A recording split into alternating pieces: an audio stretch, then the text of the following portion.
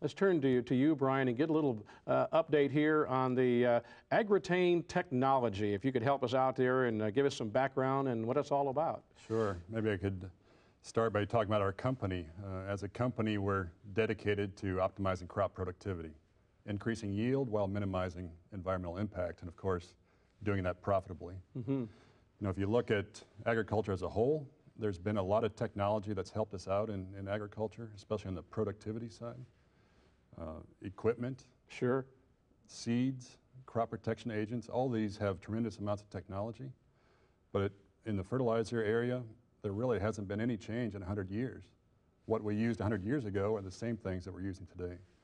We're trying to develop these AGROTAIN technologies specifically to make these connections between reducing losses, more nitrogen in the soil, better health of the crop, and therefore better yield and profitability at the end. Sure. There's really three processes that we need to worry about. One of those, the first one that was mentioned by Jerry, is volatilization loss.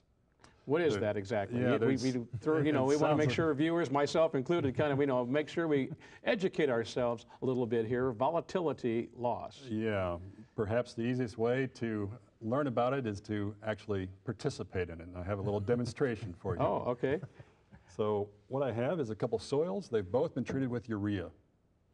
And I want you to take a sniff of this soil and see if you can determine any ammonia volatilization, any smell of ammonia. I guess we were talking about release of ammonia from the soil surface into the air.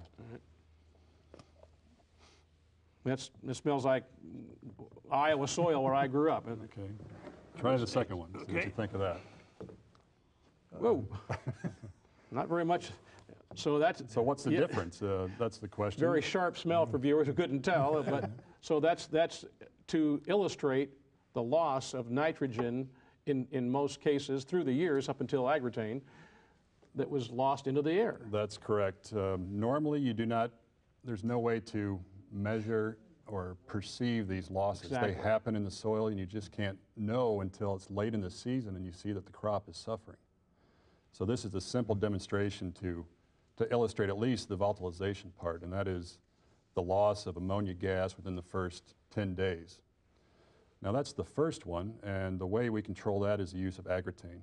AGROTAIN is a urease inhibitor. Urease is the enzyme that causes this loss. What that means then is by keeping the nitrogen in the soil, it's available for the crop and it's available for increasing productivity and yield. Right. Now, AGROTAIN is the only commercially available urease inhibitor. It's well researched, not only at the current research, but also some previous research worldwide, and it really has a strong backing and therefore a trustworthy product to use.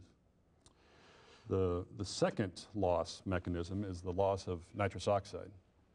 That was really the main focus of Jerry's work, and that is the loss of nitrogen from the soil. Once it's in the root zone, we're seeing this here. What is it kind of showing that to a exactly loss from the root zone? What we're illustrating is that once the nitrogen is into the soil, into the zone where the plant can take it up, it can still be lost because of conditions like flooded soils, very cool conditions, convert the nitrogen into a gas, nitrous oxide gas, and that goes floating up into the air. So that also means if we control that, if we prevent that loss, higher yields, less environmental impact, especially because that's a greenhouse gas, and as mentioned in the video, nitrous oxide, that's what you're really talking about when you talk about the greenhouse gas emissions, is it not, the nitrous oxide? Yeah. As I'm learning here and before going on, that's really what it's all about, the bottom line of it all. So. Well, as alluded to in the video, nitrous oxide is 300 times more powerful as a greenhouse gas than carbon dioxide. So a little bit of improvement on controlling nitrous oxide means a big difference. I would guess so. You say there were three ways to lose nitrogen, and you've covered two of them. The third? Yeah. The first two are the gases, ammonia gas loss, nitrous oxide gas loss. The third one is leaching of nitrate from the soil. As the rain is falling into the soil, we're getting movement of nitrate through the soil profile and below the root zone. So again, it's unavailable for the plant and it's lost into the groundwater. Okay, sure. And that would, again, maybe flooding. Jerry, we've had, of course, all over the Midwest. I mean, Right. a year ago in Iowa, we certainly heard about, I mean, knew and read about what they were going through in the state of Iowa. So that's just a good example of what you're talking about. Right. Losing that groundwater would be a factor. Yeah. So in summary, all three of these processes are loss mechanisms. It can be loss of nitrogen from the soil. And what we're doing is using these technologies to improve the performance of the fertilizer, trying to bring these fertilizers up to the modern age and use these to not only increase the yield, but decrease the environmental impact in a way that's profitable for the farmer. Right.